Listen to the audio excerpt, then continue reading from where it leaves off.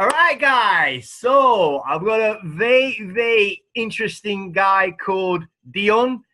And oh boy, Dion is a very fascinating person who put his neck on the line to tell us some of his views that he wants to share with us, which is a very interesting topic. And I think, thousands and thousands of people, who obviously listen to me, who obviously watch me on LinkedIn, these interviews is to share personal knowledge, how people have grown, what sort of news they want to share. And it's a personal topic. And it's about addiction that Dion wants to talk about, which I think is going to resonate with a lot of my followers, a lot of people who are kind of following me and seeing what addiction is and why Dion is very passionate, but also personal. And it's not only that, we met at the Motor Blockchain Summit, and this is where the conversation sort of grew. It became very fruitful. And the guy obviously wants to share his views about addiction, obviously in a business context as well, because there's a business context to this, I would imagine. And it's a privilege to get Dion on board. What a great guy he is to actually share his views. So Dion, this is a Team Human interview, boy. I mean, we're all Brooklyn. It's 27,000 followers. You're gonna get yourself out there, and I just want to share your personal story, man. So let's go. So it's good All right, Nazar. Good to get you on board.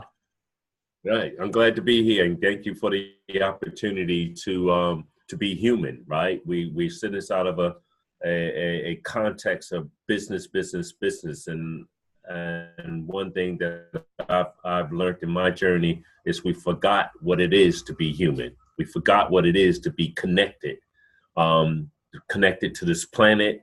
We live in a digital age where people are losing themselves to this machine. So yeah, thank you for the opportunity to be part of Team Human, right? Thanks, my man. My first question is going to be 5 questions, and I'm sure this is going to resonate to a lot of people, businessmen, storytellers, artists. I think it's a general sort of topic that's going to resonate with a lot of people. My first question, Dion, is tell me a little bit about yourself. Tell me who you are, why you chose this topic, addiction. It seems it's something quite sort of personal to you. But yeah, let's get it out there. I hope it helps a lot of people. Okay, well, I mean, we're going over 8 years, and I'm gonna try to compress into a very concise and hopefully pointed conversation. My background, I'm from Brooklyn, New York. I'm 59 years old. I've been in the internet game since, well before it as WWW. It used to be bulletin board system. So again, giving my age back. But going into technology, one of the things I want to say is we are so obsessed with technology and the latest thing in technology. We're forgetting it is not the technology that's important, it's the application of technology to help us to deal with global problems.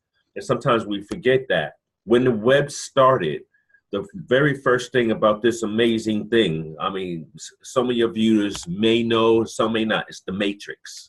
Yeah, it's this thing that you can't touch, but yet trillions of dollars and people's lives are being affected by something you can't grasp.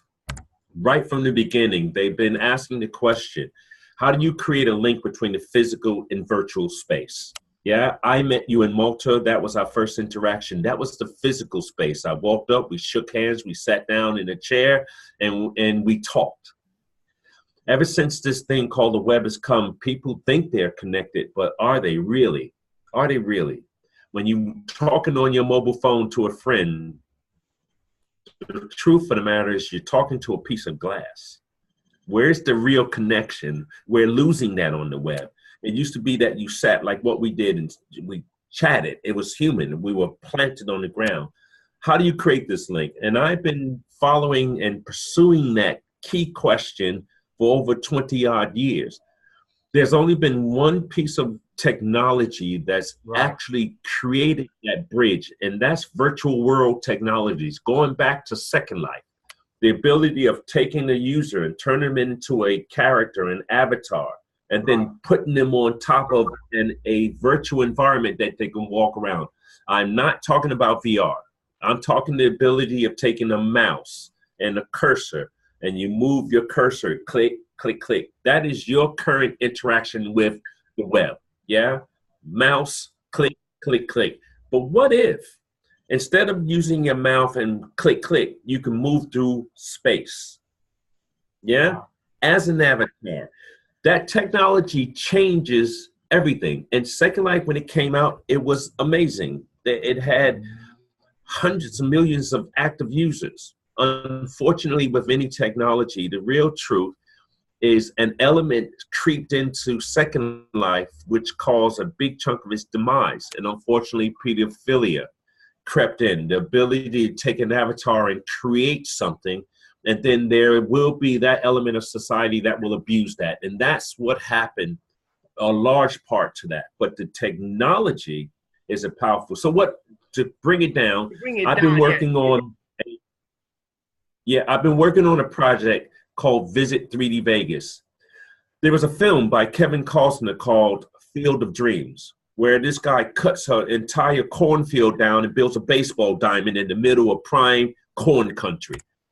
And ghosts telling him, that's amazing. Build it. Yeah, no, honestly, if your viewers want to connect to something that's human, that film, Field of Dreams, is amazing because the main premise is build it, they will come. Right. And when I saw that film, I'm thinking, I build virtual worlds. I build virtual environments. So when that film came out, build it, they will come. Build a 3D Vegas, people will come. Create something that people would want to come to, they will come. That's what started me on this virtual world journey of mine. So in that process, I came up with the idea, what if you can build a 3D version of Las Vegas? So I started talking with a lot of the gaming companies. This is about 4 years ago. And the feedback I got is they thought it was amazing. You mean building a virtual environment where people can walk around my casino or walk around in my environment and play in online gaming? They loved it. And the question came back to me in London was, if you build a 3D Vegas, we're really interested. So we're talking about a $465 billion a year industry, gaming, iGaming. So anyway, we started work on building Vegas. But what happened, Nazareth? My parents are from the South in the United States. So there's a religious core running through me. So what happened as I started learning more about iGaming, I then became exposed to a byproduct of iGaming, addiction. Right. I wasn't in that space. Today, I knew addiction, but that's the topic today. It is societal. It's societal. What happened, the more I got into this gaming thing, the more I learned about addiction. The more I got into gaming and building 3D Vegas. And then one day I had what I call a crossroad moment. I said to myself, oh my God, Dion, you're working for the devil. You're creating an access for people to become addicted. So here is, I spent hundreds and hundreds of thousands of pounds of my money in the idea of 3D Vegas, but I couldn't go any further. I couldn't get past. I am helping the gambling industry to create addicts. So what happened, I halted the 3D Vegas project. And my business partners, Dion, what are you doing? We got a lot of money here. I can't get past my moral compass. Nothing can help me get past that. So eventually what happened, to make a long story short, I spoke with some religious leaders. And they did something quite opposite than what I expected, Nazareth. What they said, I thought they were going to say to me, absolutely right, Dion, you can't do 3D Vegas. The harm to people is too much. They did something, like I said, amazed me. What they helped me to appreciate was I am not responsible for what people do. I'm not responsible for what you do. Yeah? If you go into online gambling, that's what you choose to do, because we all have choices. We make good choices, we make bad choices, but they are our choices. I'm not responsible for your choice. But what they helped me to see, because they said, you can build virtual schools with your technology. I said, yes. So what about hospital or doctor? appointment rooms where people can go to using your technology? I said, yes. They said, what about stores? You can build stores? I said, yes. I said, then you can build a casino. I said, yes. They said, right. Real quickly then, do you own the money that the store created? Well, Right. no, that belongs to the store owner. He says, right. So are you responsible if a teacher gives bad information to a student and they fail? Are you responsible for that? Well, no. I thought they were being ridiculous. And then they said, are you responsible for someone walking into a casino and losing their money? Are you responsible? No. They said, Dion, we cannot sit here and tell you what you're doing is wrong or right. It's a matter of conscience. He said, but with the technology that you have, my real question to you is, what are you going to do? And that hit me so hard. So what then happened, Nazareth, very quickly, I realized that I had the ability of helping gambling companies become more responsible.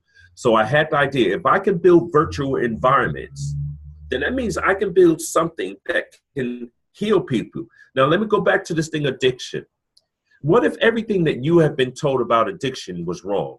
In other words, they say addiction is about a chemical hook that locks you in. Like when you look at drug addiction, like heroin or cocaine or any of those things, they say it's a chemical hook that it hooks you. And the experiments that went with that said they put a rat in the cage and they put poison water full of, all the drugs, and they had clean water. 100 over 100. This was in the early 50s. The rat drank the poison water and died. So that's where the whole theory, in a sense of addiction, came in, that it's a chemical hook. But this one psychotherapist in Canada said, wait a minute, that study is flawed. It's one rat in a cage by itself with two choices. It chose the water that was poisoned and died. Right. He said, but what if you put more rats and you add wheels, you put female rats and we can do stuff and all of those things, and then try the same water experiment? What he found was very rarely did the rats drink the poison water.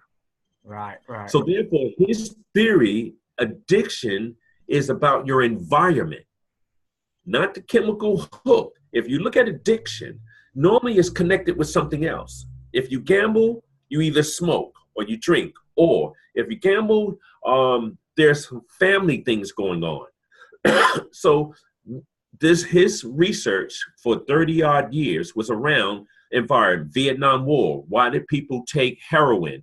Because you take a kid, 18 years old, throw him in the middle of a flipping war zone, and his best friend just got his head shot off, and you expect him not to take heroin?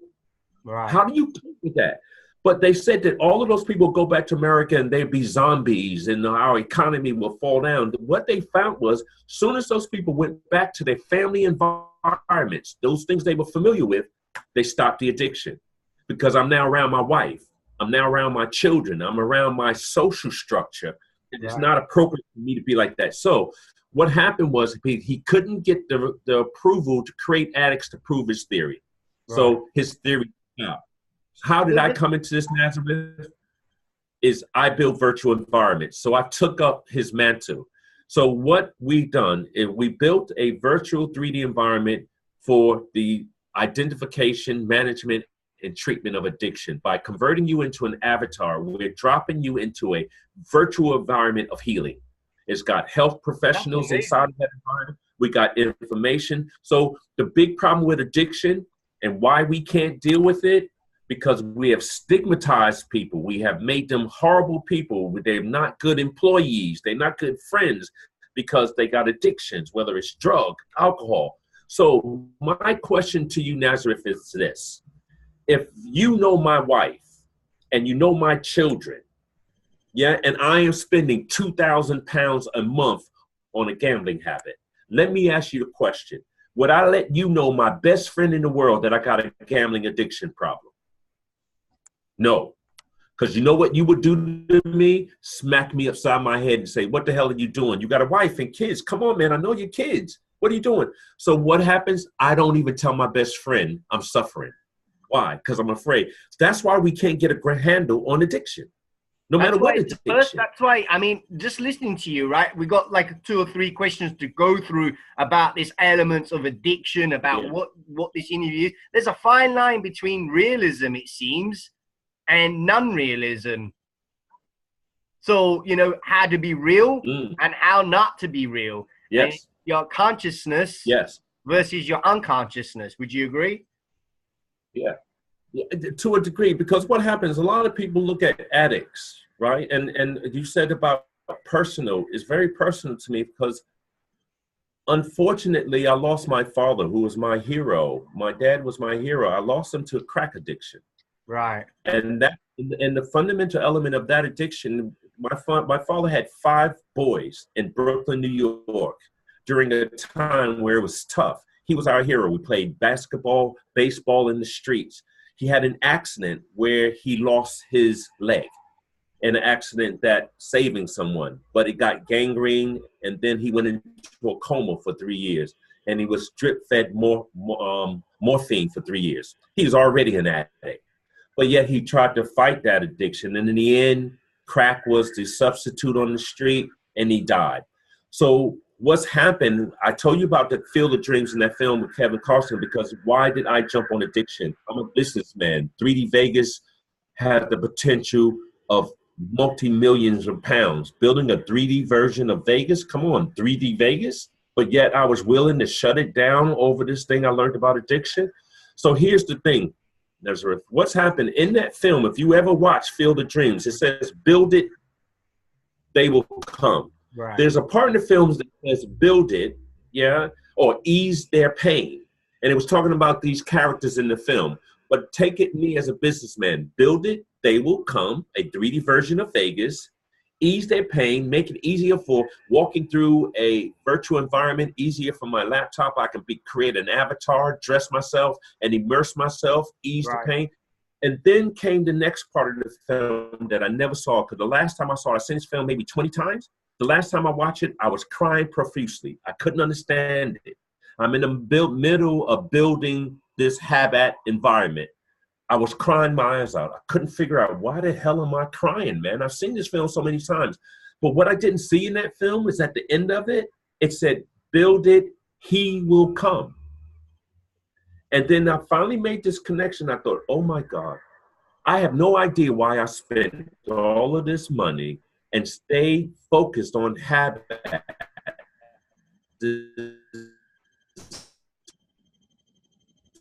Virtual world technology, when you can make money doing something else. No one's going to walk through avatars. No one's going to use that technology. I stayed true. Here's the thing, Nazareth. What happened for me?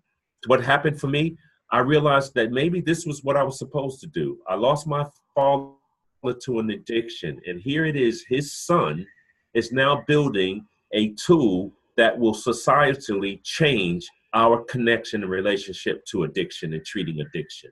Because people can walk in this environment anonymous and have access to healing, whether it's their mobile phone, tablet, or computer. That's amazing. So that's like a very personal kind of story to you, it seems. And yes, you're building a tool which is basically helping others with addiction, with drink problems, with whatever problems.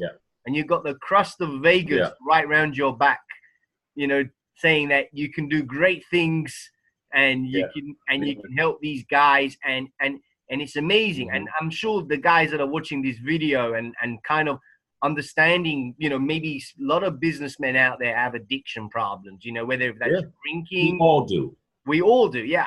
We all do. We either have it, but too ashamed to say it, or we know somebody that has it, but we're afraid to say it, or we have some family member that we have lost or have been severely affected. There's not one person on this planet who has not been affected by addiction.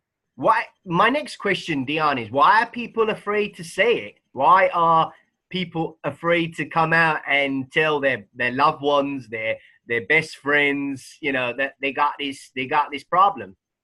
Okay, there are a multitude of reasons. The biggest one is we all want to be liked. We all want to be accepted, yeah? And we all have vices of some form or the other. But what happens when society or when the press or those things that says that you are normal say that you're not? All of a sudden, you become very closed off because you're afraid. How many times has something happened in your life where you should have told the truth, but you told a lie? I think that happened many times. Yeah. Yeah. The reality is we rather believe the lie than the truth. So what happens is once you tell one lie of where you were last night when you should have been here, that's because you were at the casino, or maybe because you was out drinking with the boys. You were drinking with the boys. But what happened, the drinking, it's still environment. It's still environment. But we have stigmatized people. We've gotten it so good at it, the press. If you're a famous person out there in the YouTube world, you got 27,000 followers. What do you think would happen to your followers when all of a sudden you started, you had an in the LinkedIn world? Yeah. What happens? Yeah, all of a sudden, all they hear is about how you're drunk or how you're this or how you're doped up. Eventually, people stop following you because they're not into that. You see what I mean? So you're now a celebrity. Now, here's the big crutch. Here is a big red door. It says addiction treatment. You live in a small community. Here's the next question, Nazareth. Will you walk through that red door for treatment in your small community? No, because somebody might see you. Someone might see you. And then your reputation is ruined because it'll go through that town, that city. Nazareth went into addiction. He has an addiction treatment. And then you know how word spreads like wildfire? It's not true, but it spreads. All of a sudden, your personal career, your business career could be destroyed by simply seeking help. And that's where Habit seeks to do, because you can go into it anonymous as an avatar. You can immerse yourself in all of the tools and access to Eastern, Western philosophies, but you're anonymous. So I'm in the environment, I'm dealing with support, but yet the other person don't know who I am until I am ready to reveal who I am, because I've gained trust in you. Then I can tell you who I am and where I live. Now you can bring support to me. Just by allowing or creating this system to allow that to happen, we are hoping. It's like a personal thing, right? Some people don't want to know what people have done. They don't want to know what you've been up to. It's a personal. It's your reputation on the line. Yeah. Would you agree? So absolutely, and this is why addiction. I call it addiction healthcare. We've coined the phrase addiction healthcare. This is why the NHS or any health system can't deal with this, because who's going to walk into the clinic? Right. If you won't go through the red door, right? How can the NHS help you? If you later, how do anybody that want to help you when you don't walk through the door? This is the challenge, and this is what we hope to address by creating this platform, because you can access it via your phone, via your tablet, laptop, and PC. So our philosophy here is heal and grow. We want to start to heal people, but then allow them to grow. And this is, we create virtual environments. You could be in a treatment clinic in the top of a mountaintop, because we can recreate that. I can create a group healing sort of meeting space in a forest, because that resonates with you, be able to deal with it. So because we can build virtual 3D environments, not VR, but a browser base, we can change the environments by which you can be supported. So tell us about your platform. Obviously we've talked about addiction. We've talked about the consequences, the issues. The audience now probably wants to tune in and get to the point is, what are you guys are doing in this platform? And we can talk about that a little bit, sort of how you're trying to solve the problem of addiction. Okay. One of the key elements is, how do people access Internet of Things? Again, this is not VR. I've been looking at browser technology, like I said, for the last 10 to 15 years now. Browser. So this is a browser product. You have Web 2.0, which is websites. We deal in the virtual 3D web, which is web space. So in other words, I can take a flat website that you are clicking on, and I can convert it to web space. And now you walk through it. So any website, we can turn it into a 3D space. For instance, I think I was talking to you in Malta, whereas our technology, I could take a photo of you, give me 30 minutes, and I can send that photo back to you talking on the web as an avatar. So that's ability. So it is a browser-based technology. Convert our user into an avatar and put them into 3D space. So what we are building is a new, sorry? We got to do that. We got to get that going. Yeah. Well, I told you I would do it. All I need is a photo. I'll be able to have you talking to your audience. I don't know how many people remember Max Headroom with their talking avatar head. It was amazing back in the day. But again, I said to you, we can make, we can literally create a whole new studio for you as an avatar, and you hold meetings like this. We have the technology. The technology is available. So we're now applying it to the web. So to answer your question, it is a web browser. It's the virtual 3D web. So what we have is a top layer where we convert our users to an avatar. That means you're now walking on the web. It's not like the Matrix. You're now walking on the solid. We're now inside of the blockchain space. Yeah, so we're in the blockchain space. We've now added a blockchain layer underneath that. So now what happens, I'm walking on it, or I have a business on it that's now connected to a blockchain. Yeah, so as I walk on this virtual environment, I'm connected to a blockchain layer for authentication, for security, for like your digital wallets, all of that stuff. But we added one other layer. We're sealing the virtual 3D web with a biometric reader. So when you log into the virtual 3D web, it's via your fingerprint. Yeah, it's no more passwords. It's nothing. So what happens when we create you as a digital person, we have no more issue with GDPR. We have no issue with know your customer KYC, because you are all of that, because we have digitized you. So when you walk on the virtual 3D web with your biometrics, you are in control of your data. Right now on the web, Nazareth, you are not in control of your digital data. There are people making money with your data. Yeah, for sure. There's a lot of guys out there that the data is out there. People can access it. It's getting a little bit old, and it's getting a little bit dangerous as well, I would say. Yeah, because you can't pull it back. But see, on the virtual 3D web as an avatar, you are in control. Because remember mouse? So when you're on the virtual 3D web, that avatar in our world, when the avatar stands still, it means you just walked away from your computer. But when that avatar moves, that means you are connected to it via your mouse. That's amazing. I can't hijack that. So on the virtual 3D web, when you come to talk to me as an avatar, I know it's you, because remember, you logged in with your biometrics. And so the biometrics and that's the secret. And that's your own digital footprint in all one platform, right? That's correct. So that you can do your e-commerce is done. That's why we're building virtual stores. We're building in education. We're building. We got a product called CultureNet, which we're doing for school. Soon teachers will be able to take children on 3D virtual field trips to the Tate Cairo Museum as a browser, not VR. We own My 3D Olympic Village. Imagine the number of people who never made it to the Olympic Village to be part of that whole Olympic experience. We can digitally recreate that. Right. And your favorite stars as avatars can be in that environment. So no matter where you are in the world, you can be a part of the Olympic journey. We've got sports. We've got a 3D social network that we're launching called True Room. Like, for instance, you create an avatar, we give you a free room at any moment, at the click of a button. It could be a beach scene, it could be a forest, it could be New York. So that becomes your own true room, your own personal space. But the difference with this social network, you invite people into it.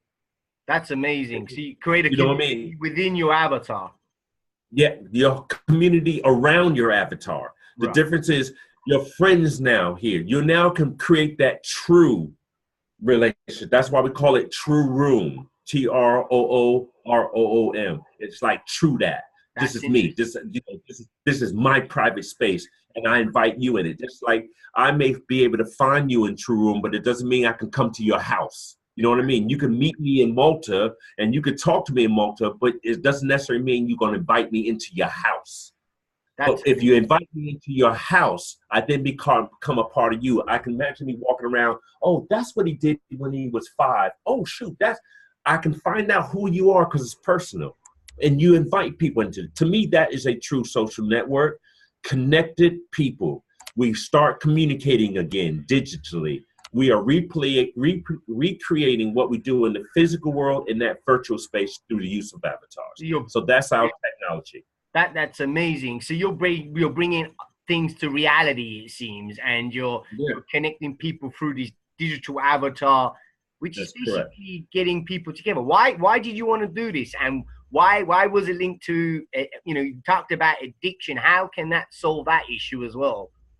Because again, there's so many elements to this. It is so massive. We're talking about a new way of interaction. We as humans, through mobile technology, the internet, Web 2.0, we've become so disconnected from each other. People don't talk anymore. Come on, you can have a household with 5 people inside having dinner, and they all talking to each other via texts. Right. It's a But what about we your don't know how to Facebooks and your YouTubes and your Instagrams and your face chats and your all of this stuff. But just that simple thing of meeting you in Malta, sitting in the chair, shaking your hand, seeing how you would dress, it's visual, it's visceral. Yeah. So we want to create this visual effect on the web. Listen, you imagine in the future a family that, okay, the children are off doing whatever. Well, what if you could create your own personal room? Remember I told you gave a room. What if my family is important to me? So I'm going to create an environment, and every at least once a month on a Tuesday at this time, we all come into that space, no matter where you are in the world, no matter what device you use, and let's sit down and chat.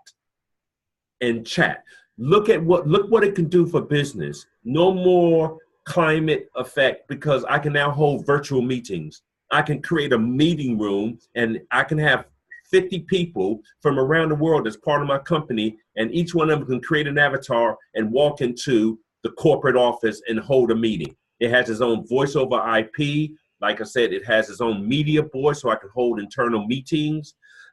I can lock people out.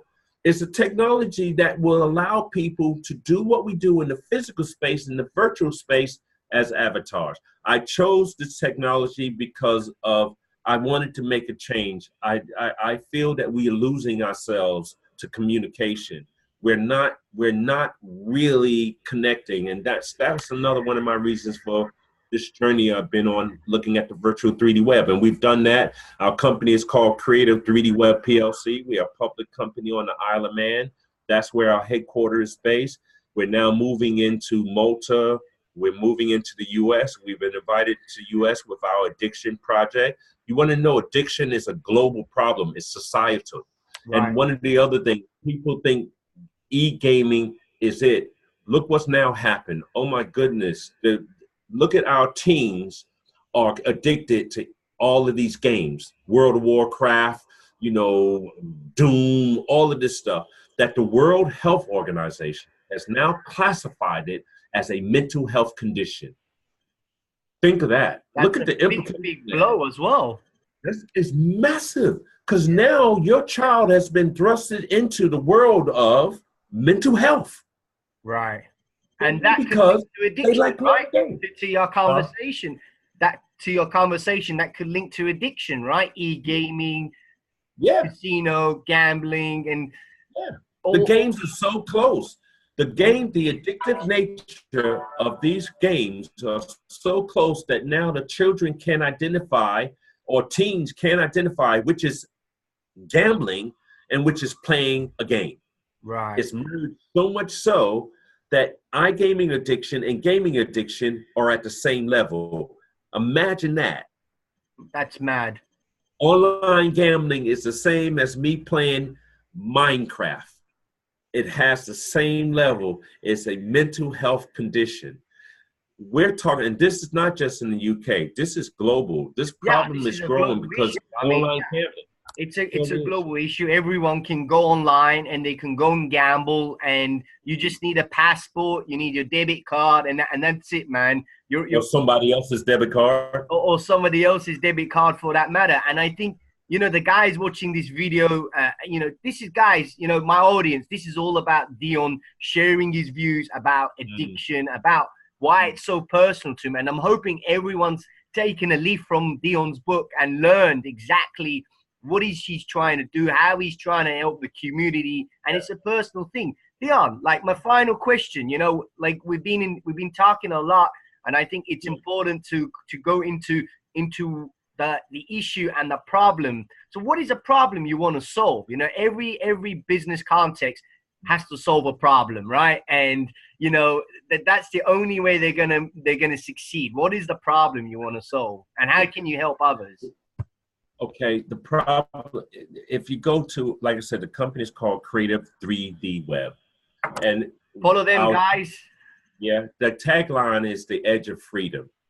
And if you look at our new logo image that we're creating, we're saying the edge of freedom because we believe everyone is a slave.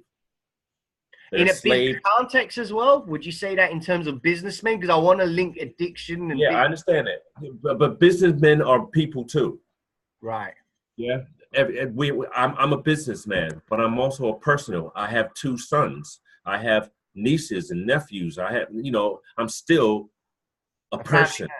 So everything links to that. I'm Dion, the human that runs a PLC. I mean, a CEO of a PLC. So that would be everyone. But we all still have personal stuff we deal with.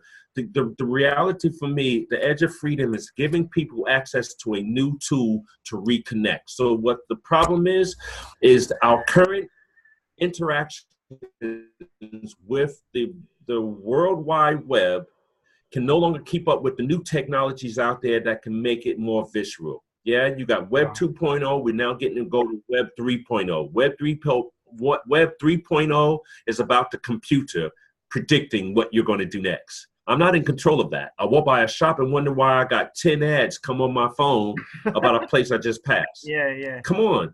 Yeah, so to the point where I no longer am a part of my own user journey. At least as an avatar, I'm in control of my user journey. So we want to bring that back to the web. We want to make the web more human. We want to connect people that are lost in cyberspace. We want to connect them back to the real world. You've seen the film Ready Player One. Yeah, it's about a VR world. But if you look at that film, it always goes back to the archetypal guy that wants people to be connected. At the end of that film, it says, this technology is fantastic. It could do a lot of good. It probably can do more harm. But what it said at the end of that film, stay connected to the real world. Right. Don't get so caught out in this digital space. And VR is at the forefront of disconnection for me. I have a personal thing against VR. I won't say that. That's not what this is about. But for me, we are looking to keep people grounded in the real world, meeting guys like you, interacting with them, chatting, seeing the whites of your eyes, you know, seeing how you dress and play the Brooklyn hat. That's very important in forming my opinions about you as a person and as a businessman. Because what did I do when I met you? I know I got this technology, but I liked you. I saw how you dress. I like your swagger. What did I offer you? I offered to help to take you to that next level, to digitize you, put you on the web as a digital representation of your cool self. That helps to reach now more people. So that's because I saw the whites of your eyes and I liked you. So therefore, you see what I mean? We want to bring that back. That's the solution for us, using technology in the way that it aids people, not the technology for technology's sake. What a great answer, Dion. I mean, the guys that are watching this video, you know, this is a personal sort of movement. It looks like you're trying to bring, and it means a lot to you. And I think this technology, do you think it's gonna blossom? Do you see it like the future? Do you see it like it's gonna be something where, you know, my audience are gonna look into it? You know, we talked about addiction, we talked about your product. And I'm hoping this helped a lot of people who've watched this video. I'm hoping that they've learned a lot and helped a lot of people. You know what it is about as a businessman. I'm all about societal change. I love the blockchain for what it's going to do. I love the idea of reaching the unbanked with the technology. That's why I shifted our product into that blockchain space. But if people like me don't talk about it, I'm old school. I've been here. I've been through the ringer. We got a new generation who have no idea. They have no idea of the original structure. I mean, struggle. They're lost. I'm not saying they're not intelligent. They got all these tools.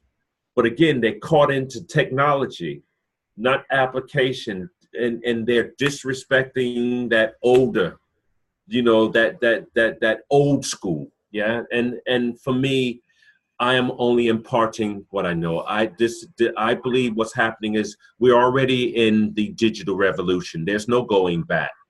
It's just getting bigger and bigger.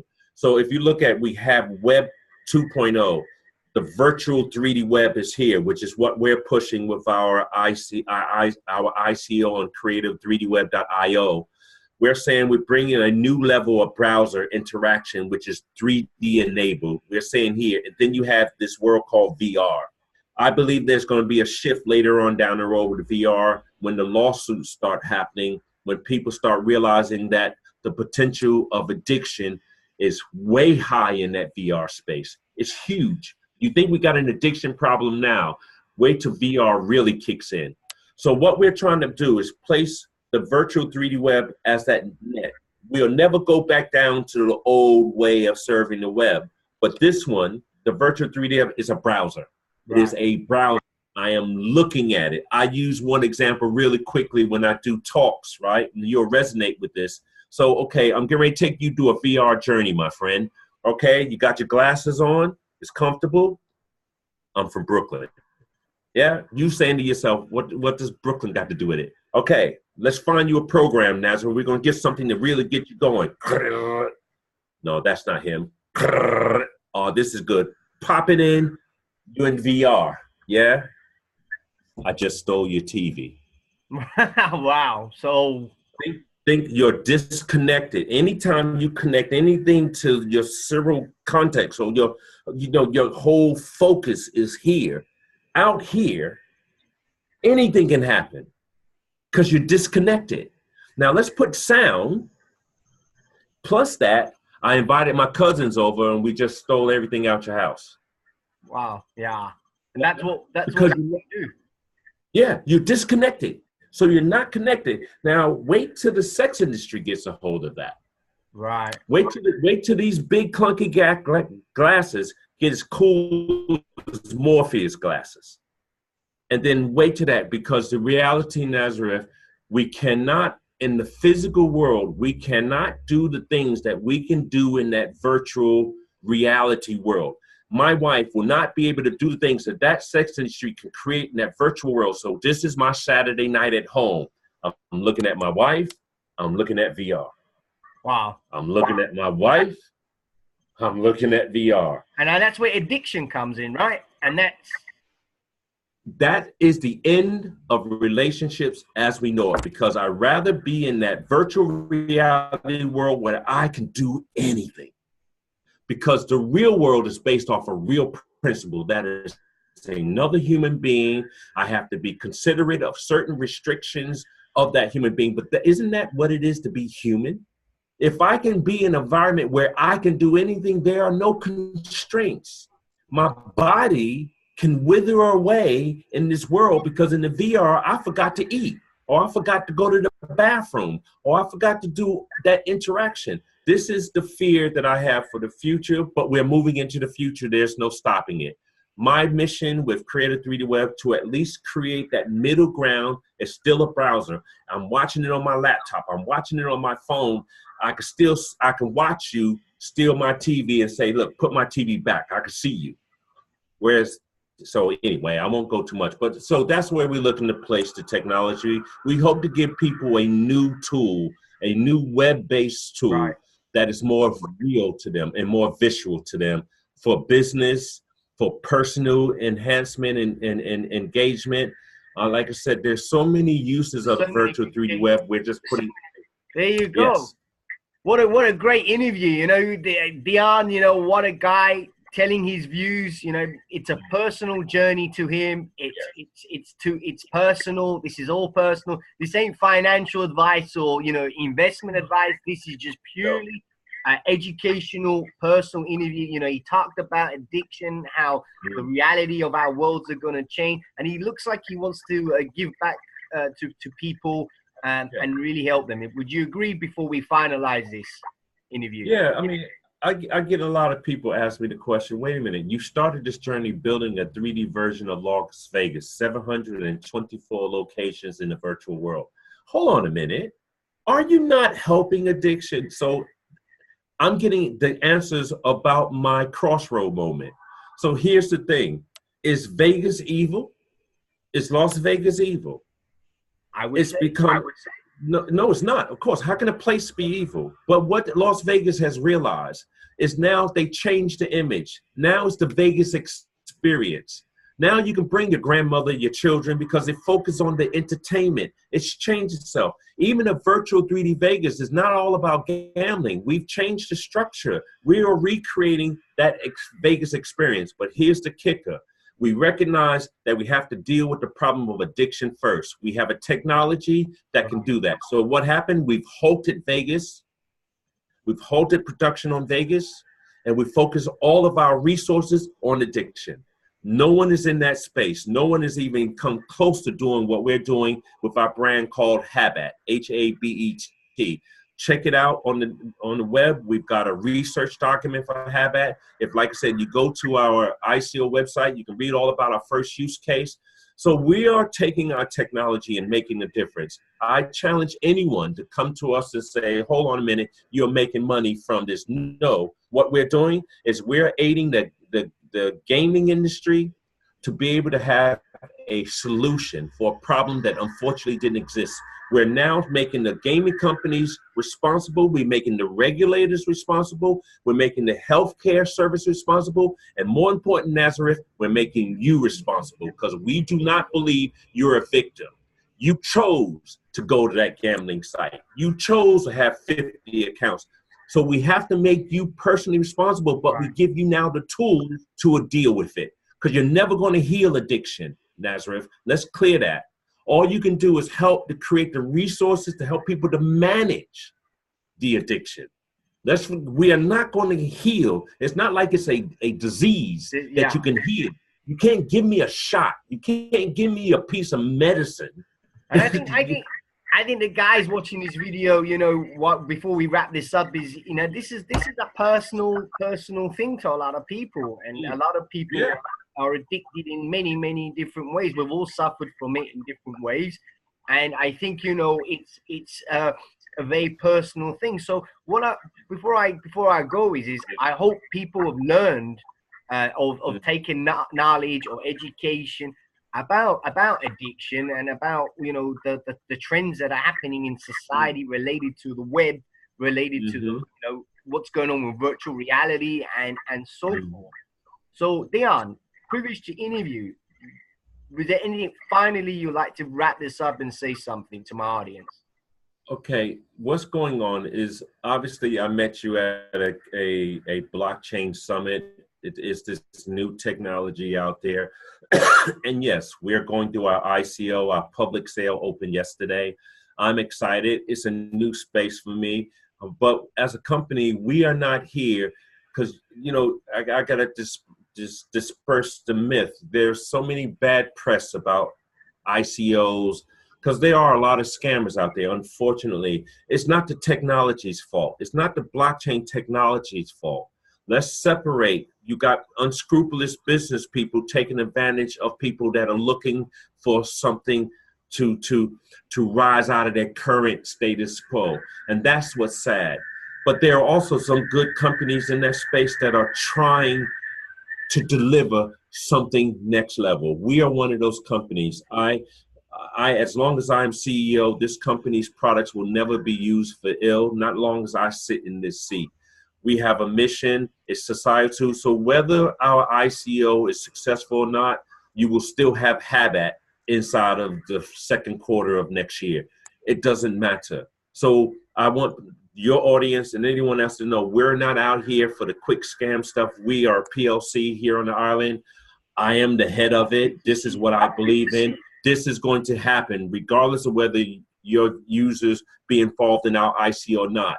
But if you are, what's there is we're creating a new way of interacting with the wave. We are giving people back the tools to take control of their digital self.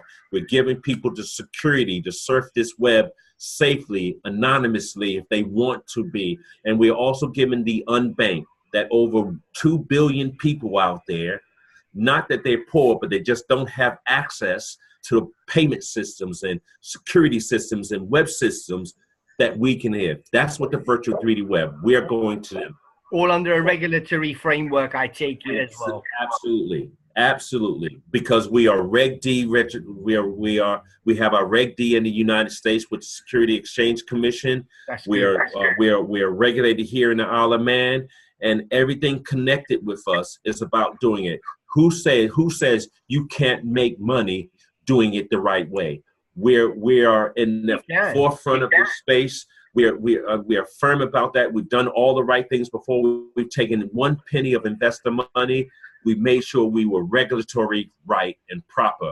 Someone asked us a question. There's no dodgy message. Look at Habat. Look at what we're doing here. So we hope that work speaks for who we are as an ICO and as a company.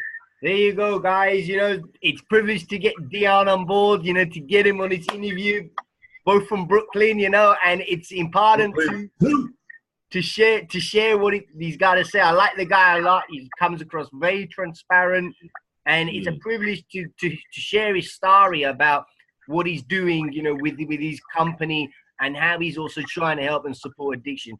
If you don't know who I am, you know, I've got 27,000 followers on LinkedIn. Dion came out of his way to share it, and hopefully, you know, we've all learned something from this interview, and especially for those who've got problems with addiction. Dion, it's great to get you on board. Peace. Thank you. Peace out. Thanks, my man, for sharing your views.